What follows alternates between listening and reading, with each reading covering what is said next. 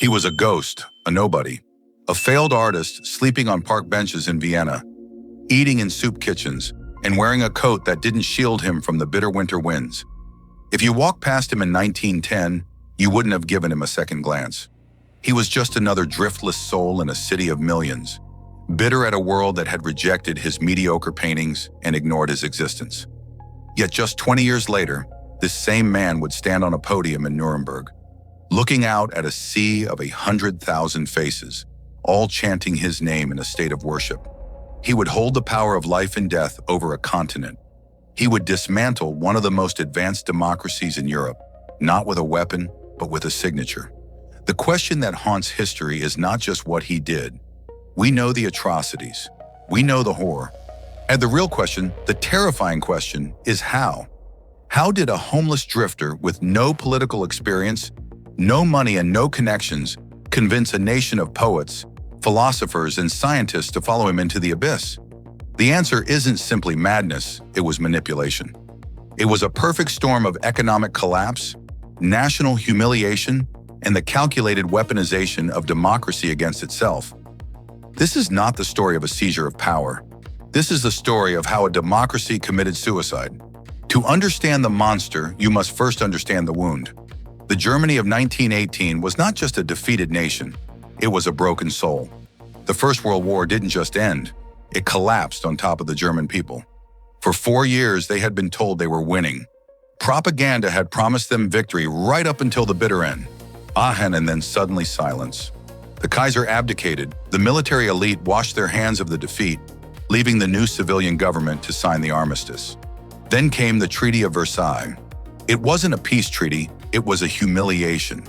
Germany was stripped of its territory, its military was gutted, and it was forced to pay 132 billion gold marks in reparations, a debt that was impossible to pay. But the cruelest cut was Article 231, the War Guilt Clause. Germany had to admit full responsibility for the entire war. For a proud nation, this was a psychological poison. And from this poison, the Weimar Republic was born. It was Germany's first experiment with democracy, but it was built on quicksand. The people didn't associate democracy with freedom, they associated it with defeat. And they associated it with the shame of Versailles, and soon they would associate it with starvation. By 1923, the German economy had ceased to exist. Hyperinflation had turned money into trash. Imagine walking into a bakery with a wheelbarrow full of cash, only to find that the price of bread had doubled while you were standing in line. People burned stacks of banknotes in their stoves because it was cheaper than buying wood. Children played with bundles of cash as if they were building blocks. A lifetime of savings could not buy a cup of coffee. The middle class was wiped out. Stability was a memory. In this chaos, the streets became battlegrounds. Private armies roamed the cities. Communists fought right-wing militias. The government was weak, paralyzed by coalition politics and indecision. Plus, the German people were not looking for a debate.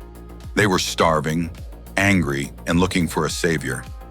Or perhaps they were just looking for someone to blame. Enter Adolf Hitler. By 1919, he had found the one thing he was actually good at. He wasn't a soldier of any high rank, just a corporal. He wasn't an intellectual, but he had a voice. The army had hired him to spy on fringe political groups in Munich, and one night he walked into a meeting of the German Workers' Party. It was tiny, insignificant, filled with cranks and drinkers in the back of a beer hall. But when Hitler stood up to speak, something shifted. He discovered he had a terrifying gift. He could read a room. He could sense the anger, the resentment, and the fear in the audience, and he could reflect it back to them, amplified. He didn't speak like a politician, or he screamed like a fanatic. He channeled the rage of the veteran who felt betrayed. He channeled the despair of the father who couldn't feed his children. He told them that their misery wasn't their fault. It was the fault of the November criminals who signed the armistice. It was the fault of the communists. It was the fault of the Jews. He gave them a target, and more importantly, he gave them a uniform. The Nazi Party wasn't just a political movement, it was a tribe. The brown shirts, the swastika, the outstretched arm, it gave lost men a sense of belonging. It gave them power in a powerless world. By 1923, Hitler believed he was ready. He looked at Benito Mussolini in Italy, who had marched on Rome and seized power. Hitler thought he could do the same in Munich. November 8, 1923, the Beer Hall Putsch. It plays out like a bad movie. Hitler and his stormtroopers surrounded a large beer hall in Munich where government officials were meeting. Hitler burst through the doors, jumped onto a table, and fired a pistol into the ceiling. "The national revolution has begun," he screamed.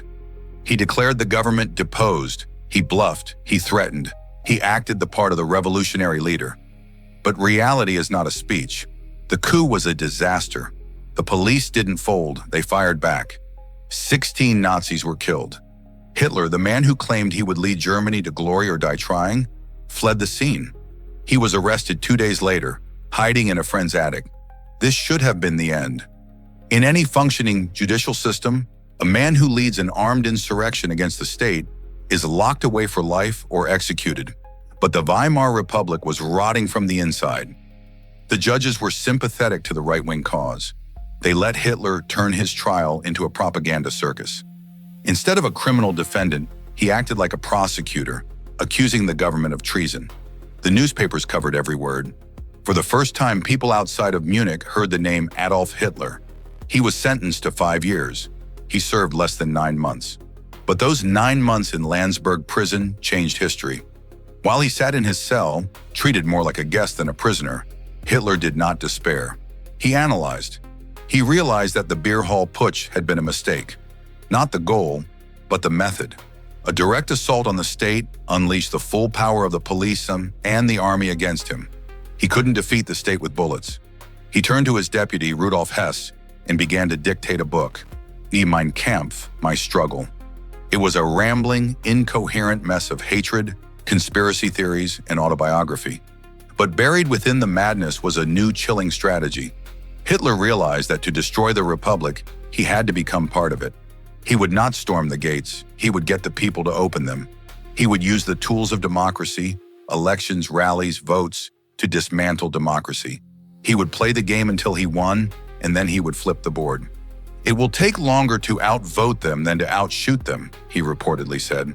"But at least the result will be guaranteed by their own constitution." When he was released from prison in late 1924, the landscape had changed. The economy had stabilized. The golden 20s had arrived in Berlin. People were working again. The anger had subsided. The Nazi Party was banned, fractured and irrelevant. Hitler was once again a man on the margins. The frantic urgency of 1923 was gone. To the average German, the little man with the Charlie Chaplin mustache was a joke, a relic of a chaotic past that everyone wanted to forget. But Hitler was patient. He spent the next few years rebuilding the party from the ground up. He reorganized it not as a paramilitary group, but as a political machine. He created the SS, a personal bodyguard unit sworn to loyalty not to Germany, but to him alone. He established the Hitler Youth, targeting the next generation. He hired Joseph Goebbels, a failed novelist with a genius for propaganda, to master the art of the image. They refined their message. They learned to tailor their speeches to the audience. To the farmers, they promised land prices would stabilize. To the workers, they promised jobs and bread. To the middle class, they promised protection from communism. To the industrialists, they promised the destruction of trade unions. They were everything to everyone, held together by the glue of nationalism and hatred. Yet by 1928, in the national elections, the Nazis received only 2.6% of the vote. It was a humiliation.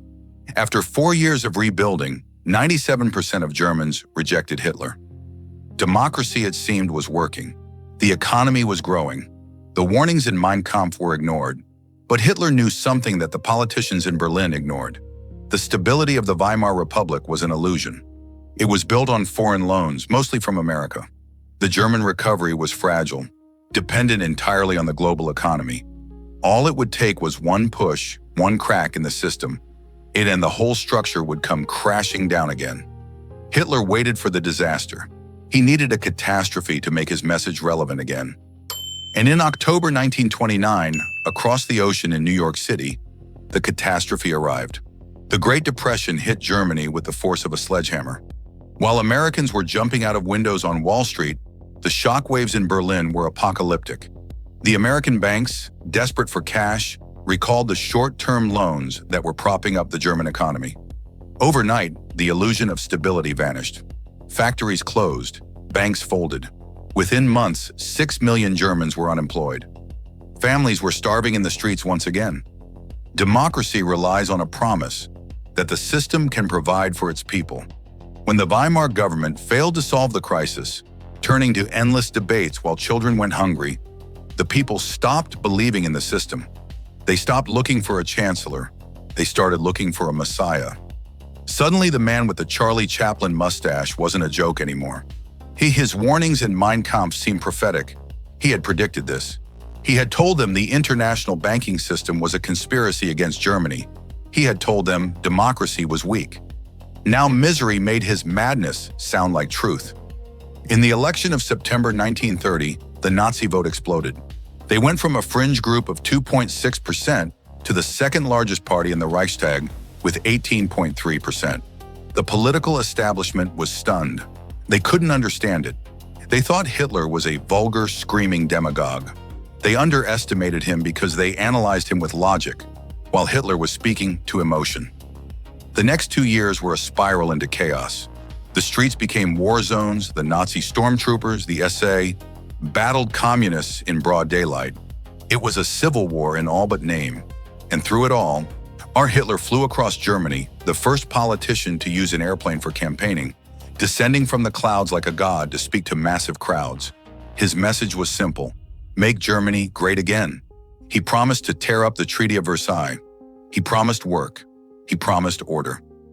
By July 1932, the Nazis were the largest party in Germany, but they still didn't have a majority. Hitler demanded to be made chancellor, but President Paul von Hindenburg refused. Hindenburg, the 84-year-old war hero, despised Hitler. He called him that bohemian corporal and swore he would never hand the government over to such a chaotic figure. This is the moment where history could have turned. The Nazi wave was actually cresting. By late 1932, the party was bankrupt from endless campaigning. Votes were starting to dip. Well, there were rumors of suicide within the Nazi leadership. If the Democratic leaders had held firm, Hitler might have faded back into obscurity. But democracy didn't die because of a coup. It died because of a backroom deal. Conservative politicians led by Franz von Papen thought they were smarter than Hitler. They wanted to use the Nazis' popularity to prop up their own failing authoritarian agenda. But they wanted to control the man himself. Von Papen convinced Hindenburg to appoint Hitler as chancellor, with von Papen as vice-chancellor. The plan was to surround Hitler with conservatives who would keep him in check. Von Papen famously boasted to a friend, "In 2 months, we'll have squeezed Hitler into a corner until he squeaks." It was the most fatal miscalculation in the history of politics. They thought they were hiring a puppet. They had actually invited a wolf into the nursery. On January 30th, 1933, Adolf Hitler was named Chancellor of Germany.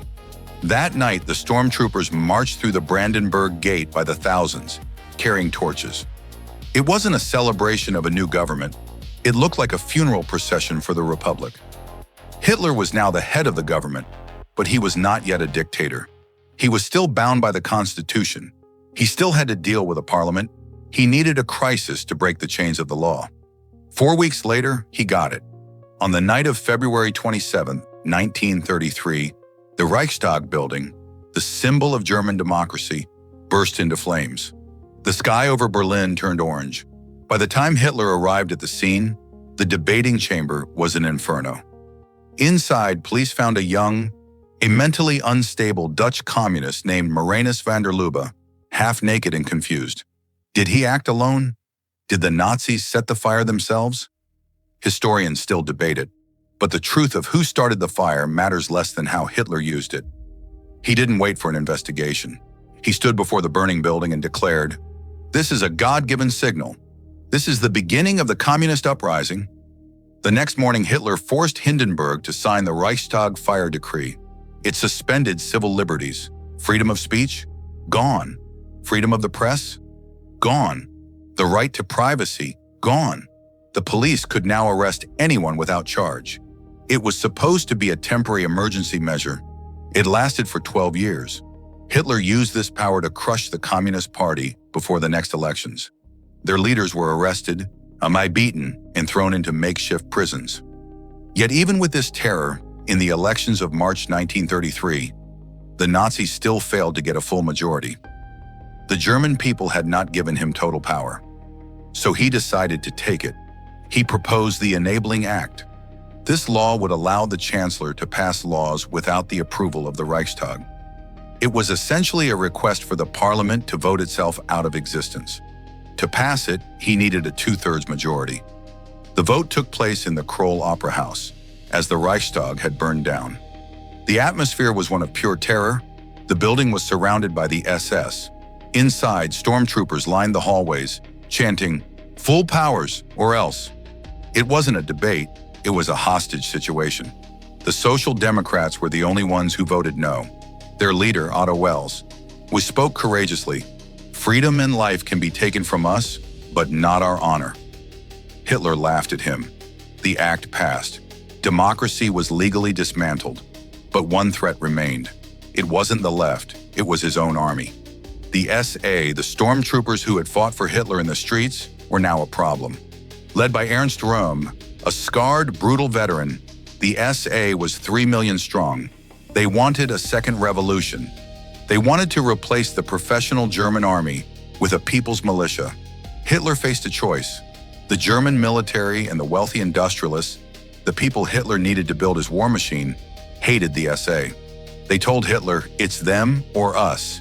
If Hitler wanted to conquer Europe, he needed the generals, not the street brawlers. June 30th, 1934, the night of the Long Knives, Hitler moved with ruthless speed. He personally flew to Munich to arrest Röhm, his oldest political friend, the man who had stood by him since the Beer Hall Putsch. Röhm was dragged to a prison cell and given a pistol to commit suicide. When he refused, demanding Hitler do it himself, 2 SS officers walked in and shot him point blank. Across Germany, the SS death squads moved from house to house. They didn't just kill SA leaders, they settled old scores. General von Schleicher, the former chancellor who had opposed Hitler, was gunned down in his kitchen alongside his wife. Gregor Strasser, a Nazi rival, was executed in his cell. By the time the weekend was over, hundreds were dead. Hitler went before the Reichstag and declared, "In this hour I was responsible for the fate of the German people, and thereby I became the supreme judge of the German people." He had legalized murder. 2 months later, President Hindenburg died. There were no new elections. Hitler simply merged the offices of chancellor and president. He was no longer just a politician. He was the Führer. The transformation was complete. The homeless artist from Vienna had become the absolute master of Germany. He had seduced a nation, exploited its weaknesses, and dismantled its defenses from the inside. The world looked on, thinking this was just internal German politics. They didn't realize that the machinery of the state was now being retooled for a singular, terrifying purpose. The factories were starting to churn out tanks instead of tractors. The youth were marching not for play, but for war. The silence of the opposition was the silence of the grave. When Hitler had promised to make Germany strong again, he kept that promise. But the price was the soul of the nation, and soon the blood of the world. The rise was over. The nightmare was just beginning. This story serves as a chilling reminder. Democracy is fragile. It is not destroyed by monsters from the outside, but by the complacency of those within. It dies when people trade their freedom for the illusion of security, and when they allow hatred to become a political platform. But while Hitler now held the reins of power, a new question emerged. How does a dictator turn a bankrupt country into the most terrifying military machine history had ever seen? How did he hide his rearmament from the world? That is the story for our next video. If you want to understand the mechanics of the Nazi war machine, make sure you are subscribed and have notifications turned on. Leave a comment below. Do you think the West could have stopped Hitler in 1933, or was his rise inevitable? Let us know your thoughts.